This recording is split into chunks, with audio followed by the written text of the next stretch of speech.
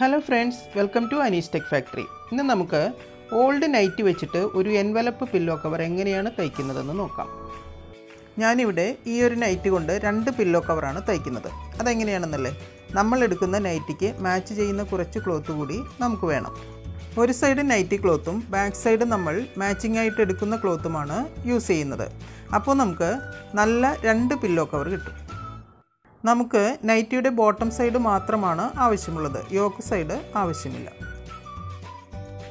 ഇപ്പോൾ ഇതിന് മാച്ചായിട്ടുള്ള ഈ കളറാണ് ഞാൻ ചൂസ് ചെയ്തിട്ടുള്ളത്. നിങ്ങളെടുക്കുന്ന നൈറ്റിക്ക് മാച്ചാകുന്ന ക്ലോത്ത് വേണം നിങ്ങൾ ചൂസ് ചെയ്യാൻ. രണ്ട് പില്ലോ കവറിൻ്റെ ബാക്ക് സൈഡ് തയ്ക്കുന്നതിന് നമുക്ക് ആവശ്യം 110 സെൻറ്റിമീറ്റർ തുണിയാണ്. ആദ്യം നൈറ്റി ചുളിവൊക്കെ ഒന്ന് മാറ്റി രണ്ടാക്കി ഫോൾഡ് ചെയ്യാം. അടിഭാഗം ഒന്ന് ലെവലാക്കി സ്ട്രെയിറ്റ് ആയിട്ടൊരു കോഡ് വരച്ച ശേഷം നമുക്കിതൊന്ന് കട്ട് ചെയ്തെടുക്കാം. ഇതിൻ്റെ ലെങ്ത് എന്ന് പറയുന്നത് 29.5 ഇഞ്ചാണ്. അത് നമുക്ക് മാർക്ക് ചെയ്യാം. വീതി 19.5 ഇഞ്ചാണ് എടുക്കേണ്ടത്. നമ്മൾ തുണി രണ്ടാക്കിയാണ് മടക്കിയിട്ടിരിക്കുന്നത്, അതുകൊണ്ട് അതിൻ്റെ ഹാഫ് 9.25 മാർക്ക് ചെയ്യാം. നൈറ്റിയുടെ സൈഡിലും ലെങ്ത് മാർക്ക് ചെയ്ത ശേഷം നമുക്ക് ഒരു കോഡ് വരയ്ക്കാം. അതിനുശേഷം ഇതൊന്ന് കട്ട് ചെയ്തെടുക്കാം. ഇപ്പോൾ നമ്മൾ ഒരു സൈഡിലേക്കുള്ള ക്ലോത്താണ് കട്ട് ചെയ്തെടുത്തത്. ഇനി ഇതിൽ നിന്നും ബാക്ക് സൈഡ് നമുക്ക് മെഷർമെൻ്റ് എടുക്കാം. ഇപ്പോൾ രണ്ട് പില്ലോ കവറിന് ചേർത്ത് വെച്ചാണ് നമ്മൾ മെഷർമെൻ്റ് എടുക്കുന്നത്. അപ്പോൾ നേരത്തെ എടുത്തതുപോലെ തന്നെ വീതി 19.5 ഇഞ്ചും ലെങ്ത്ത് 29.5 ഇഞ്ചാണ് നേരത്തെ എടുത്തത്. അതിൻ്റെ കൂടെ +7, അപ്പോൾ 37 ഇഞ്ച്. ഇത് മാർക്ക് ചെയ്ത് നമുക്ക് കട്ട് ചെയ്തെടുക്കാം. ഇപ്പോൾ രണ്ട് സൈഡും നമ്മൾ കട്ട് ചെയ്തെടുത്തിട്ടുണ്ട്.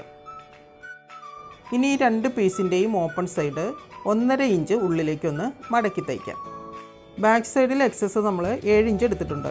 അത് നമുക്ക് ഉള്ളിലേക്ക് ഫോൾഡ് ചെയ്തിട്ട് ഒരു എൻവലപ്പ് പോലെ വയ്ക്കുന്നതിന് വേണ്ടിയിട്ടാണ്.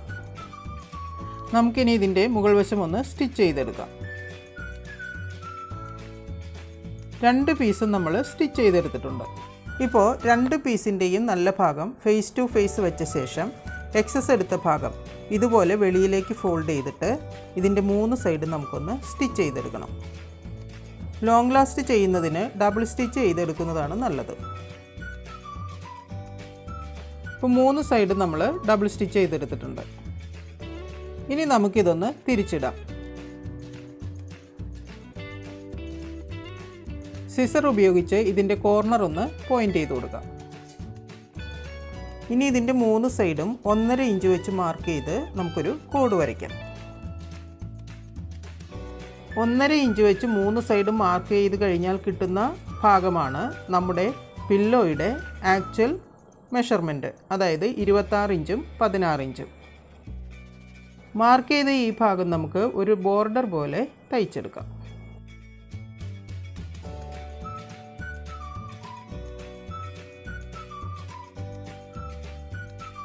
ഇപ്പോൾ ഒരു സൈഡ് സ്റ്റിച്ച് ചെയ്ത് കോർണറിലേക്ക് വന്നു. ഇപ്പോൾ നമുക്ക് ഈ പ്രഷർ ഫുട്ടൊന്ന് ഉയർത്തിയിട്ട് ഈ തുണി ഒന്ന് ടേൺ ചെയ്ത് കൊടുത്താൽ മതി.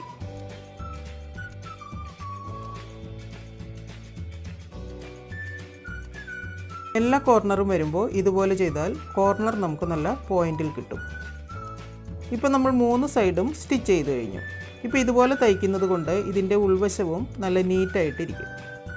ഇപ്പോൾ നമ്മൾ രണ്ട് പില്ലോ കവറും തയ്ച്ചെടുത്തിട്ടുണ്ട്. ഇതുപോലെ നൈറ്റി കൊണ്ട് തയ്ച്ചെടുത്ത മറ്റൊരു പില്ലോ കവറാണിത്. ഇത് ബാക്ക് സൈഡിൽ ഞാൻ ഗ്രീൻ കളറാണ് ഉപയോഗിച്ചിട്ടുള്ളത്. പില്ലോ കവർ നമുക്കൊന്ന് ഇൻസെർട്ട് ചെയ്ത് നോക്കാം. അങ്ങനെ ഒരു നൈറ്റിയിൽ നിന്നും എങ്ങനെയാണ് രണ്ട് പില്ലോ കവർ തയ്ക്കുന്നതെന്ന് മനസ്സിലായി. ഇനി നിങ്ങളും ഇതുപോലൊന്ന് ട്രൈ ചെയ്ത് നോക്കൂ. വീഡിയോ എല്ലാവർക്കും ഇഷ്ടമായി എന്ന് കരുതുന്നു. Okay, until then see you in the next video.